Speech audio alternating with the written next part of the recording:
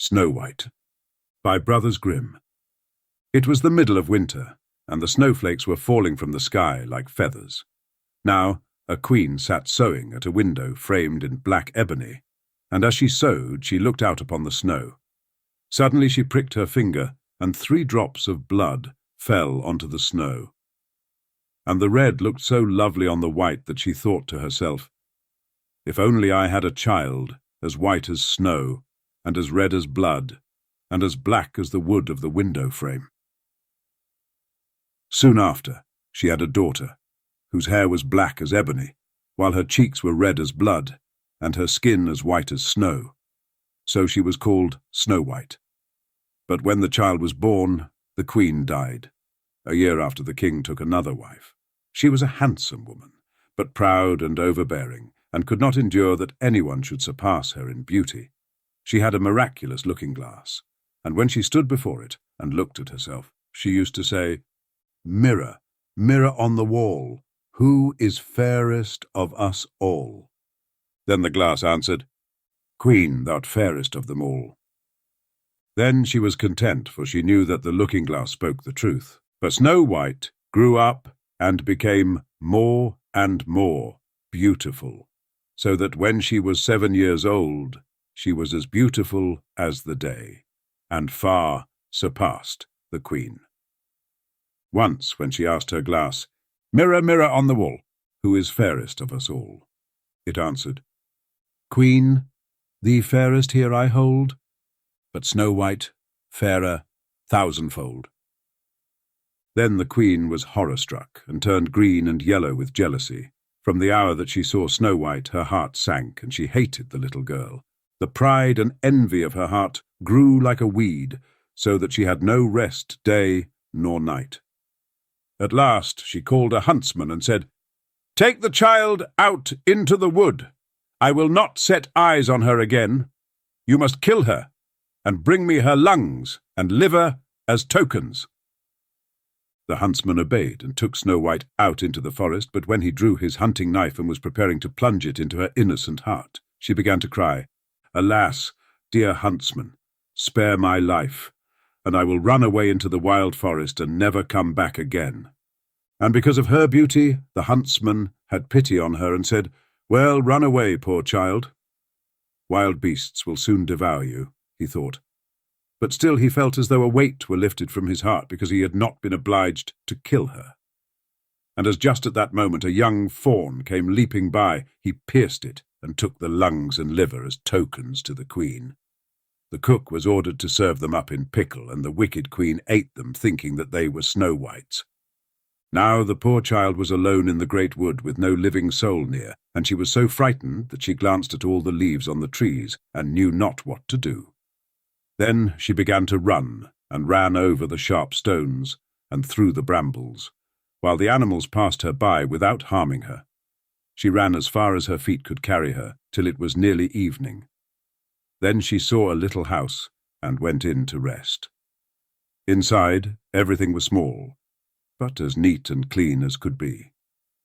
A small table covered with a white cloth stood ready with 7 small plates, and by every plate was a spoon, knife, fork, and cup. 7 little beds were ranged against the walls, covered with snow-white coverlets.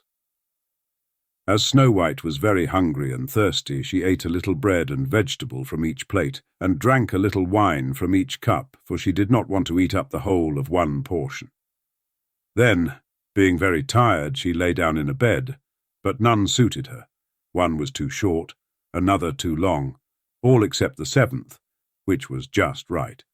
She remained in it, said her prayers, and fell asleep. When it was quite dark, the masters of the house came in. They were 7 dwarfs, who used to dig in the mountains for ore. They kindled their lights, and as soon as they could see, they noticed that someone had been there, for everything was not in the order in which they had left it. The first said, "Who has been sitting in my chair?" The second said, "Who has been eating off my plate?" The third said, "Who has been nibbling my bread?" The fourth said, "Who has been eating my vegetables?" The fifth said, "Who has been using my fork?" The sixth said, "Who has been cutting with my knife?" The seventh said, "Who has been drinking out of my cup?" Then the first looked and saw a slight impression on his bed and said, "Who has been treading on my bed?" The others came running up and said, "And mine, and mine."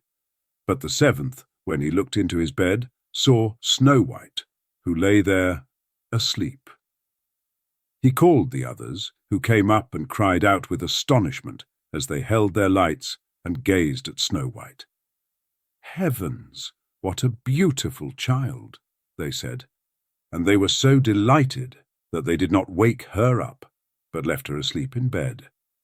But the seventh dwarf slept with his comrades, an hour with each all through the night. When morning came, Snow White woke up, and when she saw the seven dwarfs, she was frightened. But they were very kind and asked her name. "I am called Snow White," she answered. "How did you get into our house?" they asked. Then she told them how her stepmother had wished to get rid of her, how the huntsman had spared her life, and how she had run all day till she had found the house. Then the dwarfs said, "Will you look after our household, cook, make the beds, wash, sew and knit, and keep everything neat and clean? Then you shall stay with us, and want for nothing." "Yes," said Snow White, "with all my heart." And she stayed with them, and kept the house in order. In the morning they went to the mountain and searched for copper and gold, and in the evening they came back, and then their meal had to be ready. All day the maiden was alone, and the good dwarfs warned her and said, "Beware of your stepmother, who will soon learn that you are here. Don't let anyone in." But the queen, having, as she imagined, eaten Snow White's liver and lungs, and feeling certain that she was the fairest of all, stepped in front of her glass and asked, "Mirror, mirror on the wall, who is fairest of us all?" The glass answered as usual, "Queen, the fairest here I hold, but Snow White over the fells, who with the seven dwarfs dwells, fairer still 1,000-fold. She was dismayed, for she knew that the glass told no lies, and she saw that the hunter had deceived her, and that Snow White still lived. Accordingly, she began to wonder afresh how she might compass her death. For as long as she was not the fairest in the land, her jealous heart left her no rest. At last she thought of a plan. She dyed her face and dressed up like an old peddler, so that she was quite unrecognizable. In this guise, she crossed over the 7 mountains to the home of the 7 dwarfs and called out, "Wares for sale?" Snow White peeped out of the window and said, "Good day, mother, what have you got to sell?" "Good wares, fine wares," she answered. "Laces of every colour." And she held out one, which was made of beautifully plaited silk. "I may let the honest woman in," thought Snow White, and she unbolted the door and bought the pretty lace. "Child," said the old woman, "what a sight you are! I will lace you properly for once." Snow White made no objection, and placed herself before the old woman to let her lace her with the new lace. But the old woman laced so quickly and tightly that she took away Snow White's breath, and she fell down as though dead. "Now I am the fairest," she said to herself, and hurried away. Not long after the 7 dwarfs came home, and were horror-struck when they saw their dear little Snow White lying on the floor without stirring, like one dead. When they saw she was laced too tight, they cut the lace, whereupon she began to breathe, and soon came back to life again. When the dwarfs heard what had happened, they said that the old peddler was no other than the wicked queen. "Take care not to let anyone in when we are not here," they said. Now the wicked queen, as soon as she got home, went to the glass and asked, "Mirror, mirror on the wall, who is fairest of us all?" And it answered as usual, "Queen, the fairest here I hold, but Snow White over the fells, who with the 7 dwarfs dwells, fairer still 1,000-fold. When she heard it all, her blood flew to her heart, so enraged was she, for she knew that Snow White had come back to life again. Then she thought to herself, I must plan something which will put an end to her. By means of witchcraft, in which she was skilled, she made a poisoned comb. Next, she disguised herself and took the form of a different old woman. She crossed the mountains and came to the home of the 7 dwarfs and knocked at the door, calling out, "Good wares to sell!" Snow White looked out of the window and said, "Go away. I must not let anyone in." "At least you may look," answered the old woman, and she took the poisoned comb and held it up.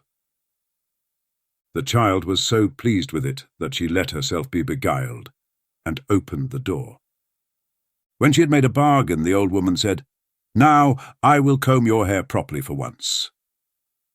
Poor Snow White, suspecting no evil, let the old woman have her way, but scarcely was the poisoned comb fixed in her hair than the poison took effect, and the maiden fell down unconscious. "You paragon of beauty," said the sinful woman, "now it is all over with you." And she went away. Happily, it was near the time when the 7 dwarfs came home. When they saw Snow White lying on the ground as though dead, they immediately suspected her stepmother and searched till they found the poisoned comb. No sooner had they removed it than Snow White came to herself again and related what had happened. They warned her again to be on her guard and to open the door to no one. When she got home, the queen stood before her glass and said, "Mirror, mirror on the wall, who is fairest of us all?" And it answered as usual, "Queen, the fairest here I hold, but Snow White over the fells, who with the 7 dwarfs dwells, fairer still 1,000-fold." When she heard the glass speak these words, she trembled and quivered with rage. "Snow White shall die," she said, "even if it cost me my own life." Thereupon she went into a secret room, which no one ever entered but herself, and made a poisonous apple. Outwardly it was beautiful to look upon, pale, with rosy cheeks, and everyone who saw it longed for it, but whoever ate of it was certain to die. When the apple was ready, she dyed her face and dressed herself like an old peasant woman, and so crossed the 7 hills to the dwarf's home. There she knocked. Snow White put her head out of the window and said, "I must not let anyone in. The 7 dwarfs have forbidden me." "It is all the same to me," said the peasant woman. "I shall soon get rid of my apples. There, I will give you one." "No, I must not take anything." "Are you afraid of poison?" said the woman. "See, I will cut the apple in half. You eat the red side, and I will keep the pale." Now the apple was so cunningly painted that the red half alone was poisoned. Snow White longed for the apple, and when she saw the peasant woman eating, she could hold out no longer, stretched out her hand, and took the poisoned half. Scarcely had she put a bit into her mouth than she fell dead to the ground. The queen looked with a fiendish glance and laughed aloud and said, "White as snow, red as blood, and black as ebony, this time the dwarfs cannot wake you up again." And when she got home and asked the looking-glass, "Mirror, mirror on the wall, who is fairest of us all?" it answered at last, "Queen, thou'rt fairest of them all." Then her jealous heart was at rest, as much at rest as a jealous heart can be. The dwarfs, when they came at evening, found Snow White lying on the ground, and not a breath escaped her lips, and she was quite dead. They lifted her up, and looked to see whether any poison was to be found, unlaced her dress, combed her hair, washed her with wine and water, but it was no use. Their dear child was dead. They laid her on a bier, and all 7 sat down, and bewailed her and lamented over her for 3 whole days. Then they prepared to bury her, but she looked so fresh and living, and still had such beautiful rosy cheeks, that they said, "We cannot sink her in the dark earth." And so they had a transparent glass coffin made, so that she could be seen from every side, laid her inside, and wrote on it in letters of gold her name, and how she was a king's daughter. Then they set the coffin out on the mountain, and one of them always stayed by and watched it. And the birds came too and bewailed Snow White, first an owl, then a raven, and lastly a dove. Now Snow White lay a long, long time in her coffin, looking as though she were asleep. It happened that a prince was wandering in the wood, and came to the home of the 7 dwarfs to pass the night. He saw the coffin on the mountain, and lovely Snow White inside, and read what was written in golden letters. Then he said to the dwarfs, "Let me have the coffin. I will give you whatever you like for it." But they said, "We will not give it up for all the gold of the world." Then he said, "Then give it to me as a gift, for I cannot live without Snow White to gaze upon, and I will honor and reverence it as my dearest treasure." When he had said these words, the good dwarfs pitied him and gave him the coffin. The prince bade his servants carry it on their shoulders. Now it happened that they stumbled over some brushwood, and the shock dislodged the piece of apple from Snow White's throat. In a short time she opened her eyes, lifted the lid of the coffin, sat up, and came back to life again, completely. "Heavens, where am I?" she asked. The prince, full of joy, said, "You are with me," and he related what had happened, and then said, "I love you better than all the world. Come with me to my father's castle and be my wife." Snow White agreed and went with him, and their wedding was celebrated with great magnificence.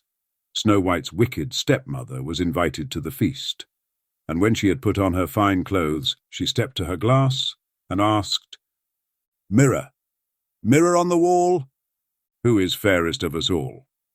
The glass answered, "Queen, the fairest here I hold, the young queen fairer thousandfold."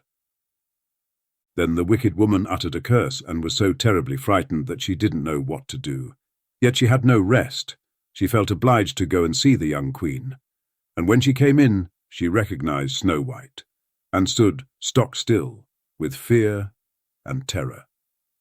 But iron slippers were heated over the fire, and were soon brought in with tongs and put before her, and she had to step into the red-hot shoes and dance till she fell down dead.